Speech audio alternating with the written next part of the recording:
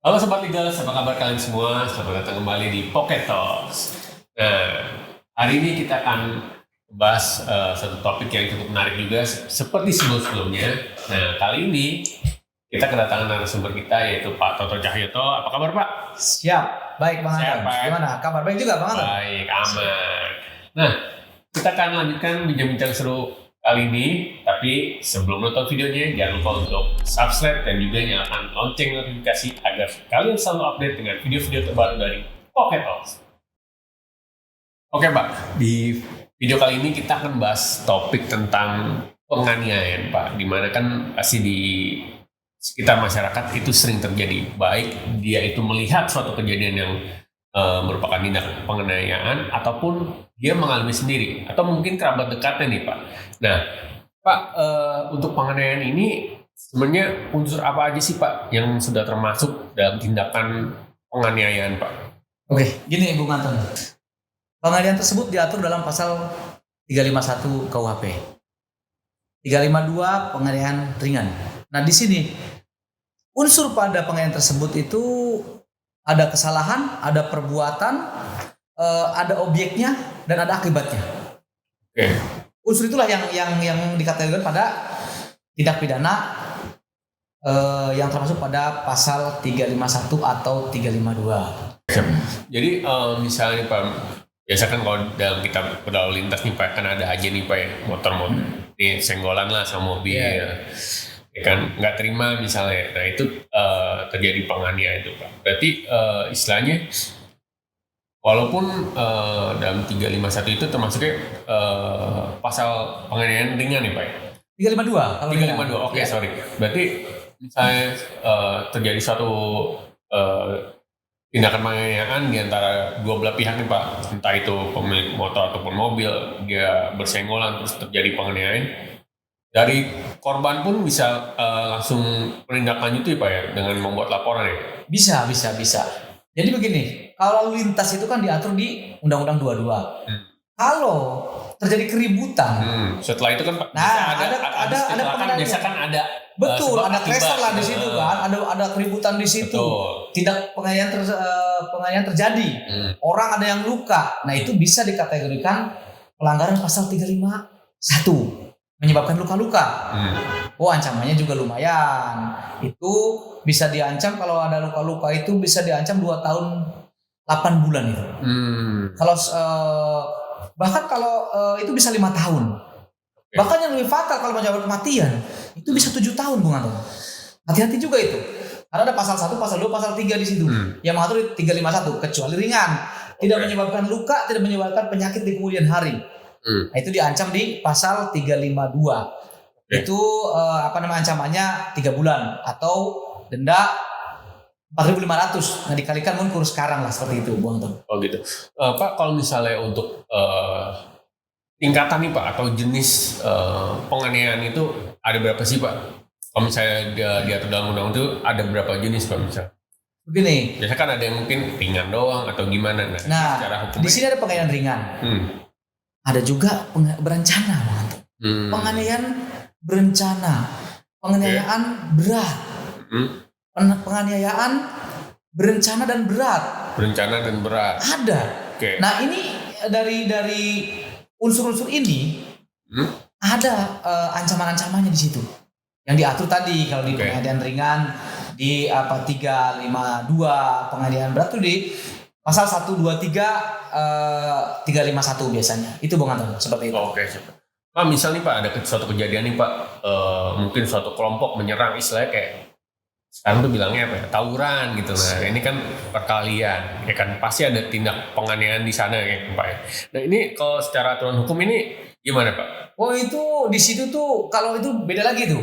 Oh, beda lagi. Kalau itu perkelahian namanya, penyerangan. Diatur di pasal 472 itu. Jadi tindak pidana itu dilakukan secara bersama-sama, keributan, penyerangan, tawuran lah. Itu diterapkan pasal 472 tersebut. Itu ancamannya kalau dalam pasal itu 2 tahun 6 bulan. Itu Bung Anton.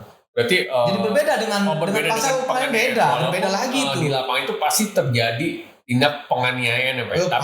Tapi kan berbeda. Secara aturan berbeda ya Pak ya. Berbeda, perlakuan pasal berbeda. Oh, Beda. siap. Begitu Bung Anton. Oke. Pak Pak misalnya ada sekelompok orang nih, dia kan istilahnya ada dendam lah sama orang, dia merencanakan satu hal yang ya kurang baik lah. Akhirnya dia mendatangi korban ini, dia melakukan penganiayaan. Nah, korban ini ternyata dia mengalami luka yang cukup berat Pak, atau bisa aja mungkin cacat. Nah, itu termasuk dalam kategori apa itu Pak? Waduh, Secara itu tingkat bisa. penganiayaannya Pak? Itu penganiayaan berat itu. Itu ancaman 7 tahun. Tapi hati-hati juga, bisa saja pasal 170 dimuat di situ. Apa tuh Pak? Pasal 170 itu pengeroyokan, pengerusakan pada barang, pengerusakan pada luka-luka manusia. Justru sangat berat lah, karena pengeroyokan itu terafiliasi pada tadi pengerusakan barang, pengerusakan terus pada pengancaman pada nyawa, pada luka-luka. Kalau menimbulkan kematian aja itu udah 12 tahun ancamannya. Hanya luka saja itu ancamannya 7 tahun. Nah, kalaupun tidak menimbulkan luka, penyerangan itu bisa 5 tahun Bung Anton. Ancamannya itu di pasal 70 itu. Berarti ini termasuknya penganiayaan berencana berat nggak sih Pak? Hitungannya? Biasanya penerapan berbeda. Oh, Biasanya karena penerapannya pasal 170 meskipun ada penganiayaan. Jadi yang dimaksudnya begini.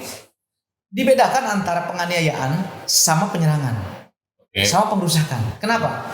Kalau 351 tuh mengatur bahwa adanya unsur kesengajaan untuk menganiaya. Tapi kalau penyerangan itu sudah berbeda unsurnya. Itu Bung Anton. Jadi kalau pasal itu diterapkan, penyerangan sama penganiayaan itu berbeda nantinya. Berbeda. Siap. Nah Pak, sebagai korban nih Pak ya, kadang kan orang masih bingung nih, ya kan? Dia gue sebagai korban penganiayaan nih harus gimana sih? Apa sih yang harus dilakukan? Saya mau cari keadilan nih, gimana nih? Gue sebagai korban, gimana Pak? Gini Bang Anton, korban itu kategori ada 3 ya. Korban penganiayaan ringan, korban penganiayaan berat, korban penganiayaan meninggal, mati. Oke ya, tidak mungkin dong yang meninggal itu bisa lapor. Yang luka berat juga mungkin juga tidak bisa lapor dong. Tapi kalau meninggal kan pihak keluarga bisa melapor. Nah, justru luka berat pun bisa pihak keluarga yang melaporkan. Nah, terus yang meninggal ya jelas pihak keluarga. Penganiayaan ringan bisa si korban yang melaporkan. Tapi ingat di sini, jangan sampai salah penerapan juga. Karena apa? Afiliasinya banyak penganiayaan itu. Jangan sampai salah membedakan antara pembunuhan, antara menyebabkan kematian atau menyebabkan luka-luka. Karena apa? Itu pasal sendiri-sendiri Bung Anton. Begini, kalau penganiayaan jelas tadi unsurnya sudah disebutkan di awal. Kalau nanti ada sedikit geser ke permasalahan sedikit, ada unsur yang menyebabkan orang lain meninggal, itu pasal 359 Bung Anton. Kenapa? Secara tidak sengaja atau dengan kelalaiannya, kan gitu. Jadi ada kulfa lah di situ, kelalaian. Itu menyebabkan orang mati. Contohnya apa? Bangunan, orang sedang membangun, di bawah tuh kebun, dia melempar kayu dari atas ke bawah. Tahu-tahu di bawah ada manusia. Luka-luka itu kelalaian, meninggal itu kelalaian. Pasal yang diterapkan tuh tadi pasal 359. Kalau luka-luka 360. Oke? Nah, pembunuhan beda lagi. Jangan juga disamakan karena apa? Ada sebuah perkara bahwa ketika orang memasang misalkan di Jawa ya biasanya ada jebakan tikus nih. Ada jebakan tikus dipasang. Ada orang lari ke situ. Jalan ke situ, mati. Kesetrum. Itu bukan kategori pembunuhan, tapi tetap di 359 karena apa? Di situ kulfa, kealfaan. Kecuali sudah jelas di situ ada dolus, sengajaan yang memang berniat membunuh. Nah, di sini pembedanya apa?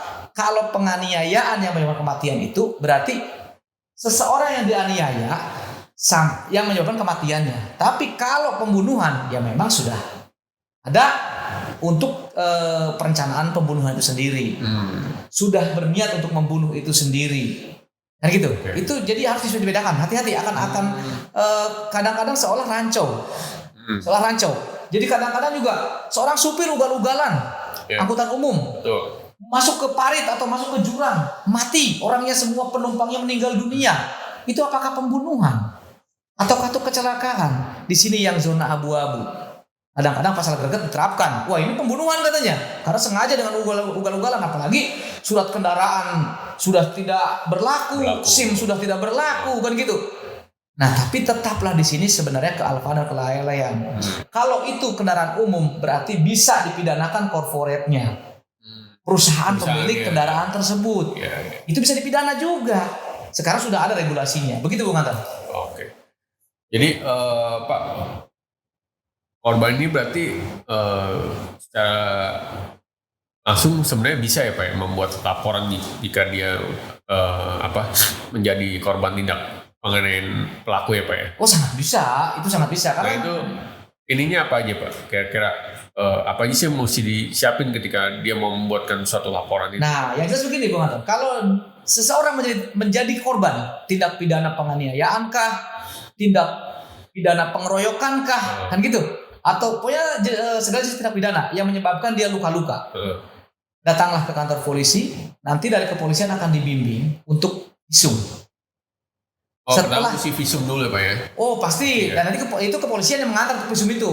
Kita nggak bisa. Bukan dia ujuk-ujuk misalnya. Nggak bisa. Dia visum sendiri. Nggak bisa, itu nggak berlaku secara hukum. Visum itu wajib didampingi oleh pihak kepolisian dan rekomendasi dari pihak kepolisian. Kenapa? Itu sebagai bukti hukum. Dia itu betul mengalami kekerasan yang tidak dibuat-buat. Karena apa? Didampingi oleh pihak petugas, pihak kepolisian yang menjadi pihak penerima laporan. Begitu Bung Anton. Oke, siap. Baik Pak, seiring berjalan nih Pak, misalnya satu case ini penganiayaan udah masuk nih laporan ke polisi.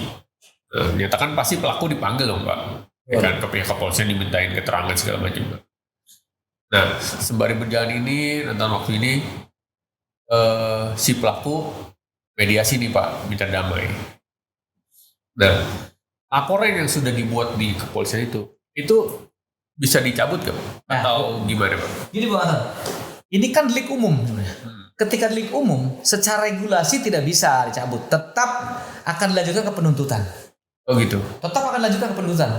Tapi mungkin atau tidak diberhentikan. Bisa ada kemungkinan iya, bisa juga tidak. Kenapa? Kemungkinan iyanya itu karena tadi regulasi mengatakan ketika ini delik umum atau delik biasa, ini harus lanjut ke penuntutan. Tapi sekarang ada RG, Restoratif Justice. Nah, itu ada aturan main lagi. Jadi mereka bisa berdamai, bukan mencabut laporan dan tidak ditindaklanjuti. Itu bisa seperti itu. Ada regulasinya yang sudah diatur. Tapi biasanya spesifikasi. Karena dalam RG itu yang lebih spesifik itu pidana yang melibatkan anak biasanya.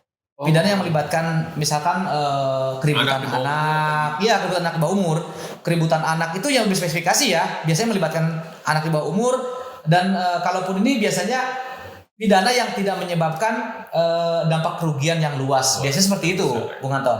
Oke. Berarti sebenarnya dari restoratif justice ini bisa berdamai dari kedua belah pihak nih Pak, tanpa harus adanya persidangan dulu atau gimana? Biasa kan kalau kayak sebelum sidang juga di pengadilan dari pihak pengadilan pasti menganjurkan untuk mediasi dulu kan Pak? Oh itu perdata. Itu perdata. Kalau dalam persidangan adanya mediasi itu perdata. Tapi kalau dalam pidana tidak ada mediasi, tetap berlanjut. Tetap berlanjut. Nah, RG ini, Restoratif Justice ini itu mengatur biasanya itu ketika dalam tahap penyidikan. Ketika dalam tahap penyidikan itu bisa diatur. Kenapa? Karena kedua belah pihak sudah berdamai dan tidak menyebabkan dampak yang merugikan sangat besar di kemudian hari. Dan tadi spesifikasinya biasanya anak di bawah umur biasanya yang lebih sering terjadi begitu. Pak, misalnya mereka udah berdamai nih Pak, tapi kan dari pihak korban ini kan pasti masih mengalami kerugian, misalnya kayak masih keluar biaya pengobatan atau segala macam. Nah ini pelaku masih bertanggung jawab nggak sih Pak secara ininya Pak? Oh gini, atau berdasarkan mereka deal-dealan kesepakatan? Nah ini tujuannya kemana? Ke restoratif justice atau ke lanjut penuntutan? restoratif justice ini? Oh itu biasa sudah ada poin bagaimana untuk mengganti rugi, bagaimana untuk ibaratnya memulihkan si korban ini itu sudah diatur. Tapi jangan lupa juga sebuah tindak pidana yang menyebabkan luka berat, apakah hanya cukup dipidana dengan kurungan si pelakunya ini? Sebenarnya ada regulasi yang mengatur bahwa si pelaku bisa dikenakan tanggung jawab untuk mengganti biaya. Ya, regulasinya adalah di situ. Itu harus diperdalam lagi sama kita itu nanti. Karena apa? Bagaimanapun kerugian dari pihak korban, ketika korban itu mengalami luka berat bahkan sampai koma, itu kan diatur juga bagaimana si tersangka ini, si terdakwa sekarang ya, itu dia wajib mengganti kerugian yang sudah dikeluarkan dari biaya rumah sakit. Nah, meskipun secara umum tidak dapat diganti lah, namanya kesehatan, namanya jiwa ya, namanya kesehatan itu tidak bisa diganti dengan uang. Tapi setidaknya itu sudah diatur regulasinya mungkin sebentuk denda ya, sebentuk denda untuk mengganti itu, gitu bukan? Oke, siap Pak Toto. Oke Pak Toto, tadi di awal kan ada sedikit menyinggung tentang perbedaan antara tindak penganiayaan dengan penyerangan ya Pak ya. Dan gitu ada juga tentang kelalaian dan juga pembunuhan. Nah, kira-kira bisa dijelaskan nggak Pak detailnya seperti apa Pak?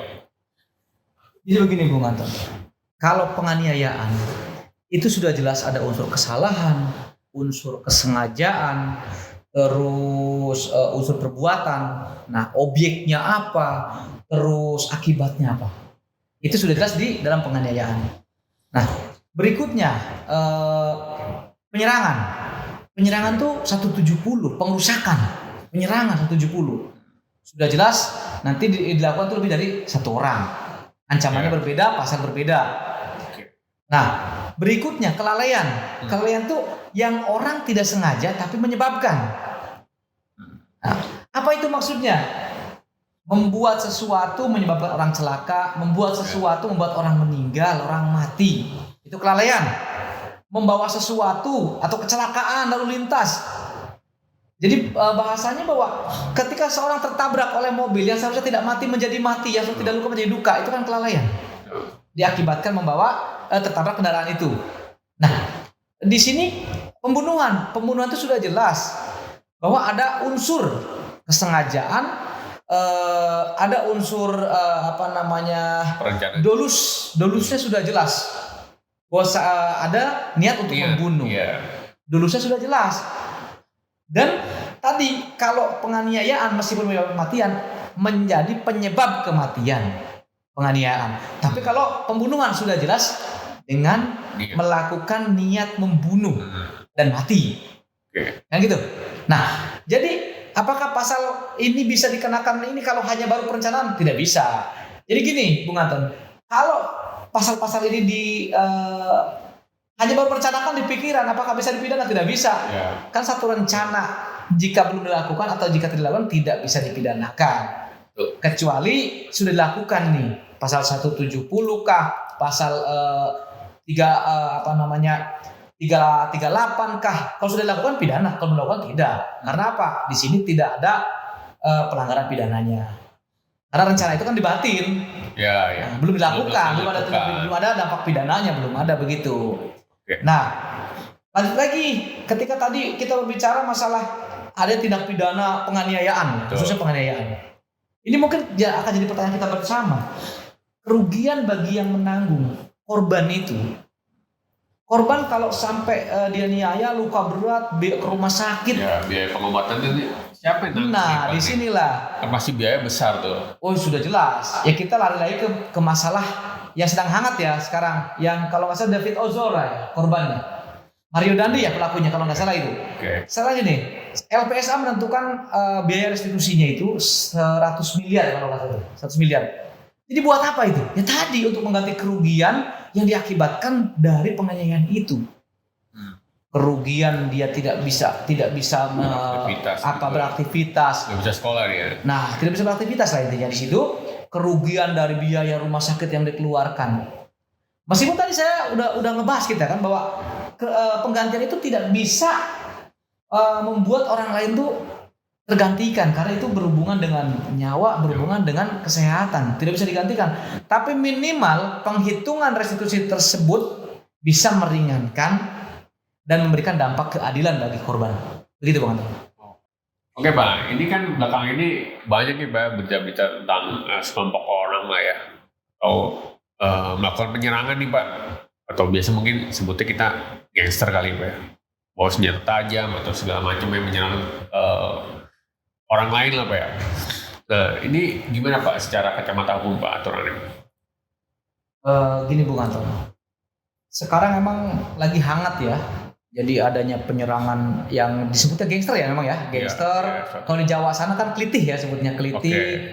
Pagi-pagi buta atau malam menyerang pengguna jalan, orang pulang kerja diserang sampai luka menggunakan senjata. Sebenarnya sudah jelas itu tindak pidana yang meresahkan masyarakat. Dan sudah jelas aturannya kalau orang membawa senjata tajam tanpa hak, senjata api tanpa hak, itu sudah diatur dalam Undang-Undang Darurat tahun 1951. Itu ada pidananya di situ, ada pasal di situ yang mengatur. Kalau tidak salah tuh 12 apa 14 tahun ancaman pasalnya. Apalagi yang digunakan membacok orang, membunuh orang, itu penambahan pasal. Membunuh bisa masukkan pasal pembunuhan. Melukai, penganiayaan yang menyebabkan luka berat. Sudah jelas penambahan pasalnya di situ Bung Anton. Jadi orang-orang di sini nih bisa dibilang mungkin hanya ingin eksistensi anak-anak. Biasanya anak-anak yang melakukan itu biasanya. Anak-anak di bawah umur bahkan ya mungkin pimpinannya tuh memang sudah ingin adanya kekacauan ya sebenarnya. Ingin eksis lah dia dengan geng-gengan. Padahal kalau kita runtut yang jauh sangat berat ancaman pasalnya. Undang-Undang Darurat masuk. Gak cuma satu pasal ya Pak? Oh iya, kalau ada yang mati pembunuhan, penganiayaan sudah jelas, 170 KUHP sudah jelas masuk semua. Itu pengeroyokan, pengerusakan, pembunuhan itu bisa masuk semua. Pasal utamanya yang digunakan Undang-Undang Darurat. Kenapa? Karena tanpa izin, tanpa hak membawa senjata tajam atau senjata api, itu sudah diatur. Begitu. Oke. Pak, untuk case yang mungkin udah agak lama ya kita dengar ya, itu satu angkutan umum nih Pak yang mengalami kecelakaan nih Pak. Jadi dia jatuh ke jurang nih Pak, bus ya. Nah ini misal ternyata dari pihak supirnya tidak mengetahui, dia nggak ada di tempat nih, nggak ada di dalam busnya gitu loh. Dan gitu setelah dicek ternyata surat-suratnya, kelengkapannya dia tidak lengkap. Nah ini secara hukum gimana nih Pak? Apalagi kan misalnya ini terdapat jatuh korban juga nih Pak. Gitu. Begini Bung Anton, itu kelalaian sebenarnya. Jadi di situ masuk pasal 359, kelalaian. Kenapa? Karena tadi yang disebutkan itu bisa menyebabkan orang meninggal, bisa menyebabkan orang luka-luka. Ketika menyebabkan orang meninggal dari kelalaian tersebut, itu ancaman pasal lebih tinggi. Luka-luka. Nah, di sini Bung Anton, kalau misal supir tadi tidak ada di tempat di situ. Nah, lalu siapa yang mengendalikan mobil itu? Sementara masih ada penumpangnya, jelas lalai. Apalagi dalam beberapa kasus ya, kadang-kadang ada tadi surat-surat kendaraan yang tidak lengkap, supirnya yang tidak melengkapi surat-surat dengan izin mengemudinya.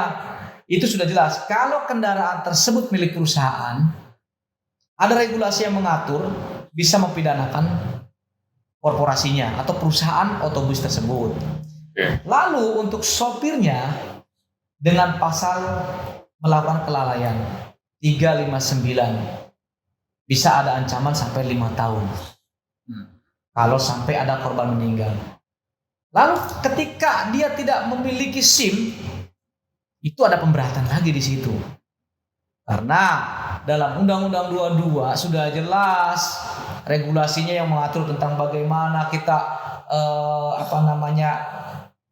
bisa membawa kendaraan, batas usia, surat-surat yang lengkap, kondisi mobil dicek, kondisi mobil umum sudah jelas harus rutin adanya cek uji kir.